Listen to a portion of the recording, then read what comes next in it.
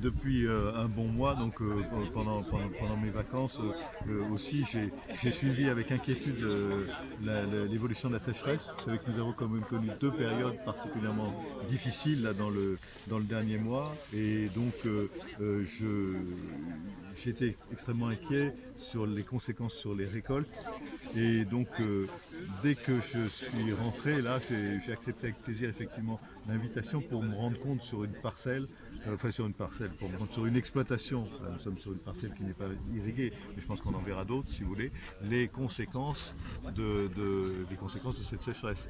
Et nous sommes là aussi, je sais que la Chambre d'agriculture y travaille sur la recherche sur des moyens de mieux stocker l'eau, parce que je pense qu'il ne faut pas trop se faire d'illusions.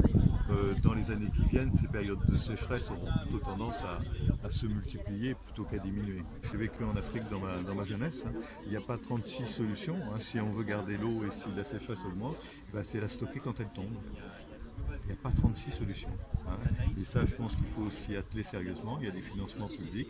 Il faut le faire en coordination avec tout le monde, bien entendu, c'est-à-dire les agriculteurs, la chambre d'agriculture, les organisations syndicales, les associations d'environnement.